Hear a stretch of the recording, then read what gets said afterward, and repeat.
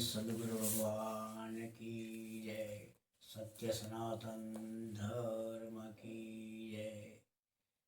આજે નામ સમોવડ કોઈ નહીં, જપ વ્રત તીર્થ ને જોગ, નામે પાતક છૂટીએ ને નામે નાસી જાય રોગ.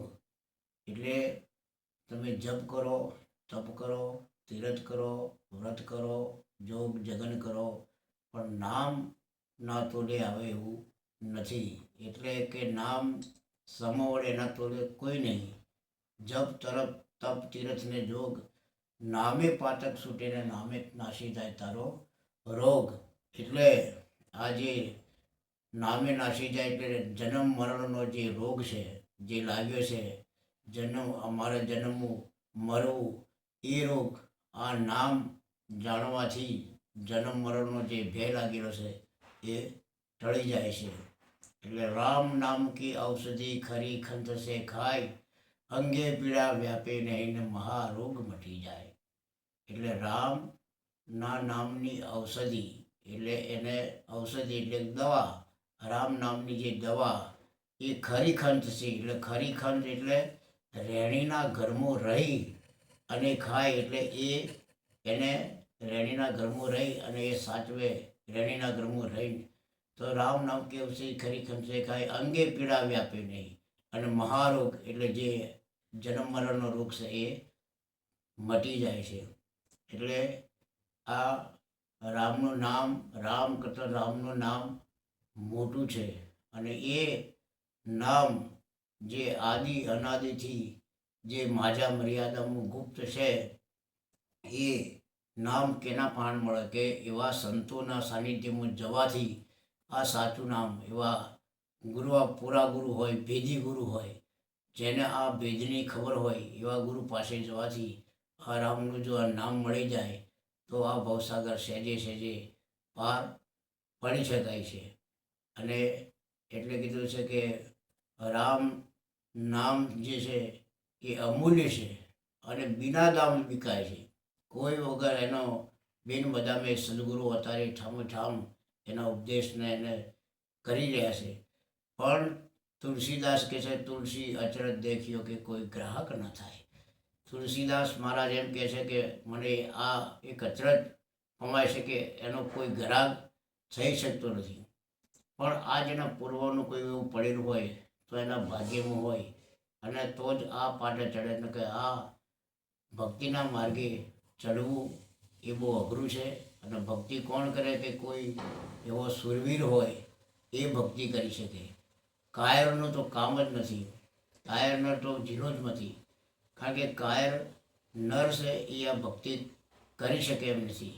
આ ભક્તિનો માર્ગ એ ભૂતળ ભક્તિ પદાર્થ મોટું એ બ્રહ્મલોકમાં નહીં. કેમ કે આ ભક્તિ છે ને એ સદગુરુના સાનિધ્યમાં જવાથી અને ભક્તિ અગમમાં પડી છે. એટલે અગમની જેને ઓળખાણ સદગુરુ કરાવે તો આ ભક્તિ તમારામાં પ્રગટ થાય. અને જ્યાં સુધી તમે પોતે તમારા સ્વરૂપને ન પામો, તમે તમને ન ઓળખો, ત્યાં સુધી આ વસ્તુ અશક્ય છે. અને આ જગતની અંદર બધું જ શક્ય છે. પણ એવા સદગુરુ મળી જાય અને એના અહંકાર એના સાનિધ્યમાં મૂકે, અભિમાન મૂકી દે, તન મન ધન શરણાગતિ સ્વીકારી દે, હું કાંઈ જ નથી, તો એવા સદગુરુ, એવા ગુરુ મહારાજ, એવા સંત એને રીઝે અને કદાચ એને એવી અમૂલ્ય વસ્તુ આપી દે તો આ સહેજે સહેજે ભવસાગર આજે પણ પાર થઈ શકે છે. કર્મન કી ગતિ પર સંતન મારે મેં, જે કર્મની ગતિ છે અને એના પર માણસ પોતે પોતાના કર્મનો વિધાતા પોતે જ છે, ભાગ્યનો વિધાતા પોતે જ છે. પણ એના હાથમાં શેરડી નાથોડી છે. જેવું શિલ્પ કંડારવું એવું એ કંડારી શકે છે. એને 84મું જવું એના હાથમાં છે અને ન જવું અને પોતે માનવ બનીને લાવો લેવો એના હાથમાં છે. અને એ સતની કરણી કરે તો નારાયણ સ્વરૂપ પણ પામવાની એના હાથમાં જ છે. પણ એને આ કેમ સૂચતું નથી? કેમ કે આ જીવ એક ઋણાના બંધનથી લપાટાઈને, કર્મના બંધનથી લપેટાઈને આવ્યો છે. એટલે એ કર્મ ભોગવે છે અને એકબીજાનું ઋણ ચૂકવે છે અને એ ઋણ ચૂકવાઈ જાય એટલે એ જતો રહેશે, એને કોઈ સૂઝ પડતી નથી. પણ કોઈ પૂર્વનો કોઈ આગળની કોઈ ભક્તિ અધૂરી રહી ગઈ હોય અને કોઈ કદાચ બાપ દાદાએ પેઢીમાં કરેલી હોય, કદાચ એને આ સ્ફૂર્ણા થાય તો જ આ માર્ગે એ ચડે છે, નકર એ ચડી શકતો નથી. એટલે જગતની અંદર ભક્તિ એવી છે કે એ તર અને બીજાને પણ તારી શકે છે. અને એ ભક્તિમાં મીરાબાઈ, નરસિંહ મહેતા, અનેક સંતો મહાપુરુષો આ જે સાચું નામ છે એ નામ જાણી અનેક મહાપુરુષો તરી ગયા છે અને આજે પણ તરી રહ્યા છે. એ એક નામ પર અસંખ્યના પાર ચડી જશે. પણ આ નામ એ 52 અક્ષરમાં આવતું નથી. એનો કોનો માત્ર રિસાવી દીર્ઘા લાગતી નથી. એનો કોઈ જગ્યાએ ઓકળો કે એક લીટી પણ પડી નથી, કોરો કાગળ છે. એટલે એ તત્વમાં નથી, એટલે તત્વાતીત છે. એ 3 ગુણોમાં નથી, એ ગુણાતીત છે. એ અક્ષરોમાં નથી, એટલે અક્ષરાતીત છે. એ 4 અવસ્થામાં જાગ્રત, સ્વપ્ન, સુષુપ્તામાં અને તુર્યા અવસ્થાની પાર છે. એટલે 4 અવસ્થામાં પણ આ નથી. એમ બધાથી અતીત અતીતના અતીત છે.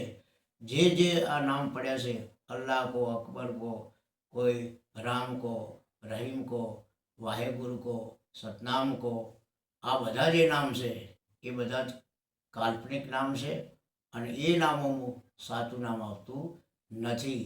એટલે સાચું નામ એક ઈશારતમાં પડ્યું છે. અને એ ઈશારતને પામેલા પુરુષનો મતો અઘાત હોય છે અને સદગુરુ પણ એના મુખેથી બોલતા નથી, ફક્ત એક શાન કરી અને એ સમજાવે છે. અને એ શાનની અંદર એને જો ભાન થઈ જાય તો એનો બીડો પાર થઈ જાય છે. એટલે આજે આ નામ વિશેનો મહિમા સદગુરુનો જે છે એવા આજના લોકો કોઈ જપમાં ફસાઈ દેશે, કોઈ તપમાં ફસાઈ દેશે, કોઈ ધ્યાનમાં ફસાઈ દેશે, પણ એના સાચા સ્વરૂપની કોઈ ઓળખાણ કરાવતા નથી. કેમ કે જો સાચું સ્વરૂપ એ પામી જાય તો આ ધ્યાન કે એને સ્મરણ કે કોઈ કરવાનું કોઈ આવતું નથી. કારણ જો ધ્યાન કરતો હોય તો ધ્યાન અને કરવાવાળો કોઈક બીજો છે, કોકનું કરે છે, એટલે 2 થાય. જો સ્મરણ કરે તો એ કોકનું કરી લે છે, તો એ આ 2 થાય. એટલે દ્વૈતા છે ત્યાં સુધી આ ભક્તિ નથી. પણ અદ્વૈતની ભૂમિકામાં સ્વયં તું પોતે છો તો તારું ધ્યાન સ્મરણ કોનું કરવું? હા, બસ આનંદ મોજમાં રહી અને આ સદગુરુના દેશમાં જેમ આકાશમાં પંખી ઉડે છે અને જેમ વિહંગ ચાલશે, એને કોઈ ઉપર નીચે આકાશ છે, એને કોઈ કશું એ કહેતો હોય કોણ સાંભળે? અને એ પોતે સ્વયં જ છે. એટલે કહેવામાં આવતું નથી કે કોઈ ધ્યાન કરાવવું પણ આવતું નથી, સ્વયં પોતે જ છે. એટલે એ સ્વયંની ભૂમિકા પર જાય તો જ આ વાત અનુભવમાં આવે એવી છે, કે અનુભવમાં આવે એવી નથી. બોલો સદગુરુ દેવનો જય.